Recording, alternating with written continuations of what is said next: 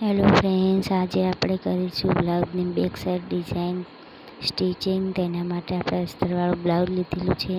તેને આ રીતના માથે મૂકીને ટાંકણી વડે સેટ કરી લેવાનું, જેથી આપણું કપડું ખસે નહીં. પછી આ રીતના સેટ કરીને તેના પર સિલાઈ મારી લેવાની.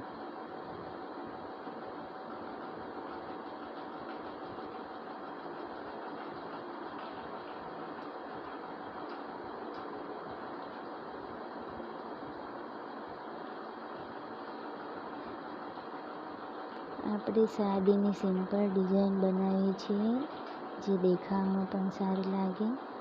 પછી આ રીતના નીચે પણ એક સિલાઈ મારી લેવાની. પછી આપણે એને પલટાઈ લઈશું, તો આપણે કમરપટ્ટી પણ લગાવવાની જરૂર નહીં પડે.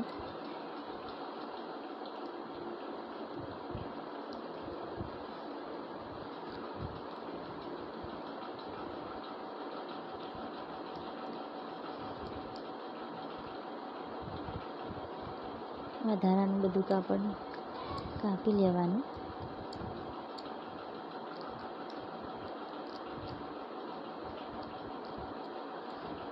આપણે સાદીની સિમ્પલ ડિઝાઇન બનાવીએ છીએ, જે દેખાવામાં પણ સારી લાગશે.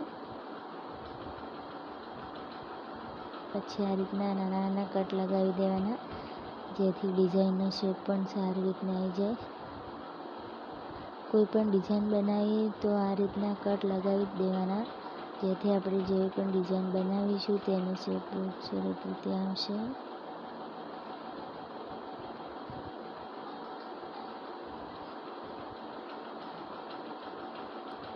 પછી આ રીતના એને પલટાઈ દેવાનું છે, જોઈ લો.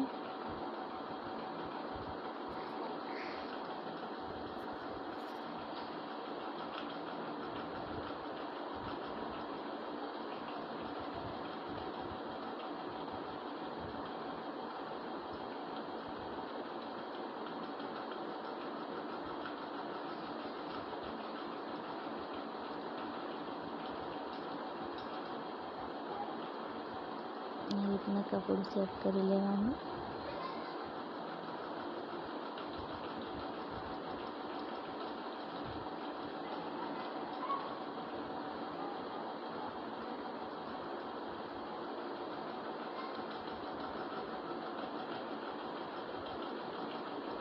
પછી આપણે તેના પર એક સિલાઈ લગાવી દઈશું.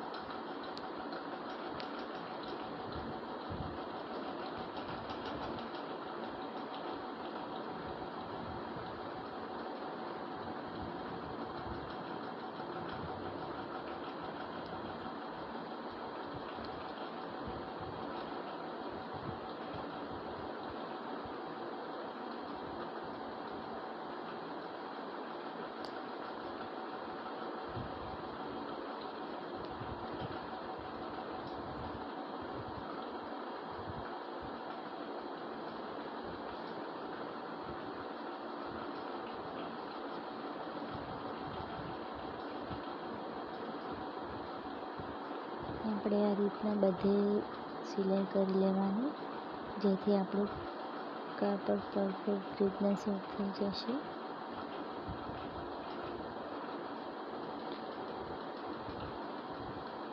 પછી વધારાનું બધું જ કાપડ કટિંગ કરી લેવાનું.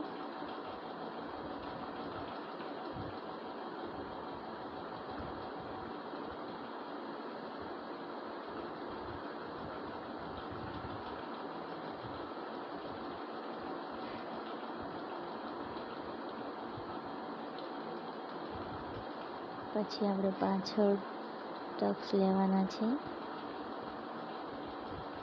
જે પણ તમે બ્લાઉઝમાં લેતા હોય એ રીતના.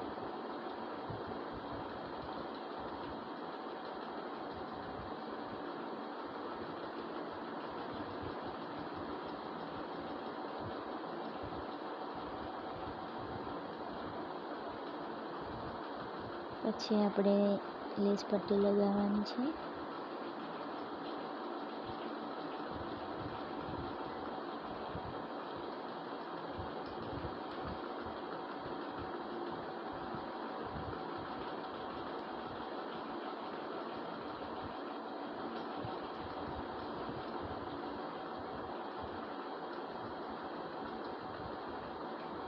આ રીતના ગોળ રાઉન્ડમાં લેસ પટ્ટી અટેચ કરી લેશું.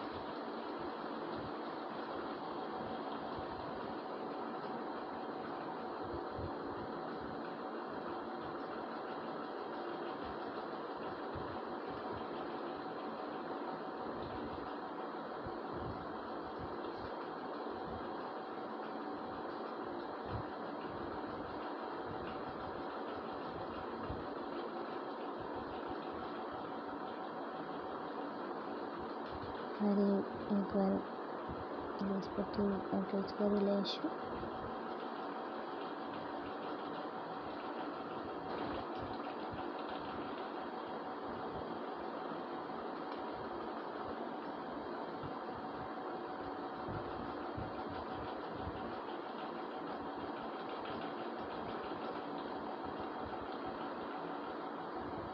જો તમને મારો વિડીયો પસંદ આવે તો લાઈક, શેર અને સબસ્ક્રાઈબ જરૂર કરજો. પછી આ રીતના દોરી અટેચ કરી લેવાની અને આપણે બેક સાઈડ ડિઝાઇન રેડી થઈ ગઈ છે. તમે જોઈ શકો છો કેટલી સિમ્પલ અને સાદી ડિઝાઇન બની છે, જે દેખાવામાં પણ સરસ લાગે છે.